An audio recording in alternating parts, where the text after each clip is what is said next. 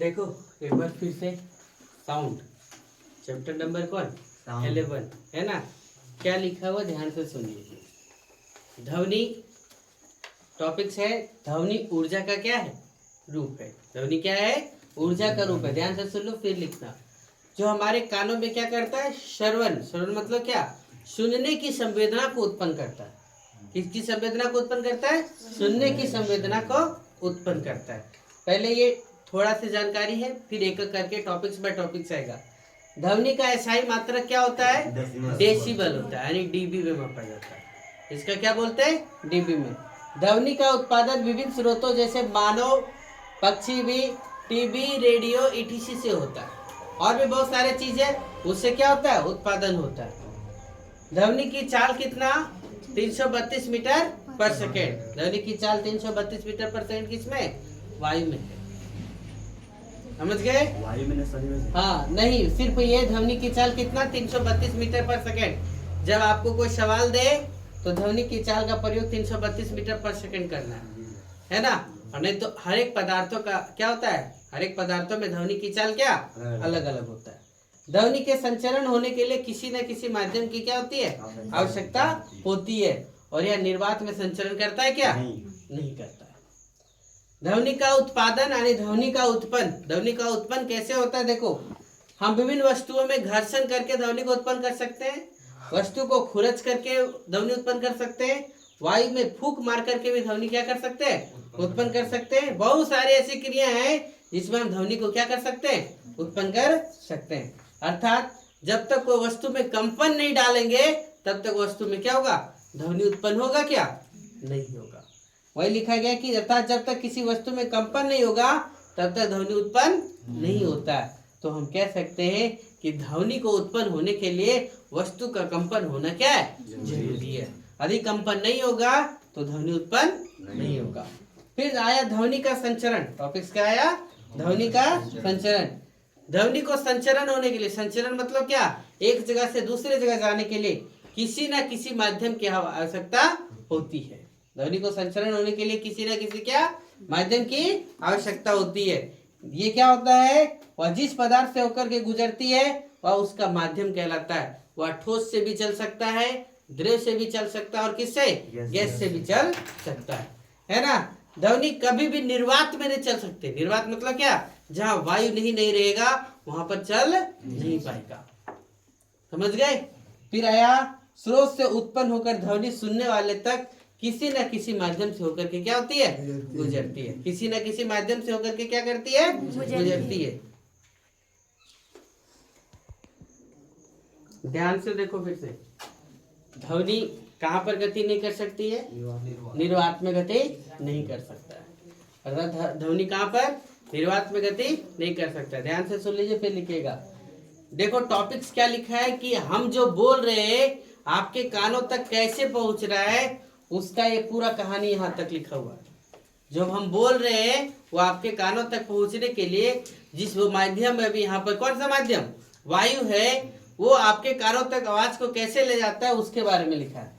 कि जब कोई वस्तु कंपन करती है यानी हम बोल रहे हैं तो यहाँ पर का जो वायु है वो क्या कर रहा है कंपन कर रहा है। तो कंपन करते हुए यहाँ पर सिर्फ आगे ही नहीं सुनाई पड़ रहा है इधर पीछे वाले लोगों को भी सुनाई पड़ रहा है। यानी कंपन करते हुए चारों ओर के जो विद्यमान कण है ना उसमें क्या कर देता है कंपन उत्पन्न कर देता है। हम यहाँ बोले ये पहली वायु को फिर दूसरे लेयर तीसरी लेयर को क्या करता है कंपमान कर देता है। ये कंपन वस्तु स्वयं कानों तक गति नहीं करते। यहाँ जो कंपन किया वो यही आपके कानों तक गति करते हुए नहीं चल गया।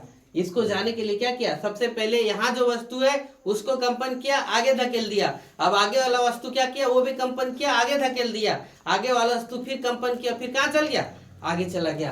तो इस प्रकार से एक से दूसरे दूसरे से तीसरे तीसरे से चौथे तो कंपन करते हुआ आता है। वही लिखा है कि ये कंपन वस्तु स्वयं कानों तक गति नहीं कर सकते नहीं पहुंचते। सबसे पहले कंपमान वस्तु के संपर्क में रहने वाला माध्यम के कण अपने संतुलित अवस्था से विस्थापित हो जाते हैं। यानी हम बोल रहे यहाँ जो वायु है वो भी चुपचाप है संतुलित है लेकिन क्या हो जाता है जैसे बोले कंपन हुआ तो वो क्या कर देता है अपना जगह छोड़ करके दूसरी जगह क्या होता है विस्थापित होता है। तो वो विस्थापित होकर क्या आपके कानों तक नहीं गया वो क्या किया आगे वाले को भी क्या कर दिया विस्थापित कर दिया। ये अपने समीप के कणों पर एक बल लगाते हैं जिसके परिणाम स्वरूप क्या होता है, निकटवर्ती कण भी विरामावस्था से विस्थापित हो जाता है। आगे वाला कण भी क्या हो जाता है, विस्थापित हो जाता है। और निकटवर्ती कण को विस्थापित करने के बाद या वही नहीं रह जाता, जैसे यहाँ बोले ये गया फिर वापस भी आता है, फिर क्या होता है वापस भी आता है, तो वो पुनः प्रारंभिक अवस्था में आ जाता है। माध्यम या प्रक्रिया तब तक चलते रहती है जब तक हम बोल रहे हैं ना, जब तक हम क्या कर रहे हैं, बोल रहे हैं। और जब तक ये ध्वनि आपके कानों तक नहीं पहुंच जाता तब तक ये प्रक्रिया क्या होती रहती है, चलते रहती है। तरंग एक प्रकार का विक्षोभ, ये जो ध्वनि क्या करता है, एक तरंग का यानी विक्षोभ उत्पन्न कर देता है, जो किसी माध्यम से होकर ही गति करता है और माध्यम के कण के निकटवर्ती कणों को क्या करता है, गति उत्पन्न कर सकता है।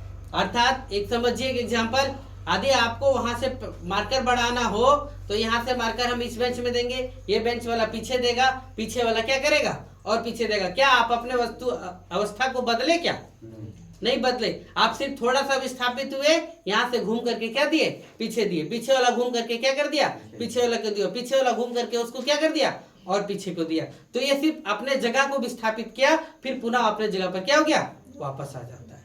किसमें, ध्वनि में। कंपमान जो होता है वही लिखा है कि तरंग एक विक्षोभ है जो किसी माध्यम से होकर के क्या करता है, गति करती है और माध्यम के कण निकटवर्ती कणों में गति उत्पन्न कर देते हैं। फिर माध्यम के कण स्वयं आगे नहीं बढ़ते, लेकिन विक्षोभ क्या हो जाता है, आगे बढ़ जाता है। माध्यम के कण स्वयं आगे नहीं बढ़ते, लेकिन विक्षोभ आगे बढ़ जाता है। ध्वनि एक आंतरिक तरंग है जिसको संचरण के लिए माध्यम की आवश्यकता 100% है। ये टॉपिक्स बार बार लिखा जा रहा है, क्वेश्चन पूछ देगा कि निर्वात में क्या ध्वनि गति कर सकती है, क्या नहीं। जब कोई कंपमान वस्तु आगे की ओर कंपन करता है, देखो यहाँ पे जो टॉपिक्स पढ़े उसको यहाँ ध्यान से देखिए। जब कोई कंपमान वस्तु आगे की ओर गति करता है, कंपन करती है, तो अपने सामने के वायु को धक्का दे देती है। अपने सामने के वायु को क्या कर देती है, धक्का देती है, और धक्का देकर उसको जमा करने का काम करती है, यानी संपीड़न करती है। और संपीड़न करने के कारण वहां पर क्या, उच्च प्रेशर यानी हाई दाब क्या होता है, हाई प्रेशर बन जाता है, यानी उच्च दाब का क्या क्षेत्र बनता है, जिसको इंग्लिश में क्या सी से इंडिकेट किया जाता है। इस क्षेत्र को क्या कहते हैं, संपीड़न कहते हैं। और जब कंपमान वस्तु पीछे की ओर गति करने लगता है, कंपमान वस्तु किधर की ओर, पीछे की ओर, तो एक निम्न दाब का क्षेत्र उत्पन्न होता है। इस क्षेत्र को क्या कहते हैं, विरलन कहते हैं। आज यहीं तक, फिर आगे कल देखा जाएगा।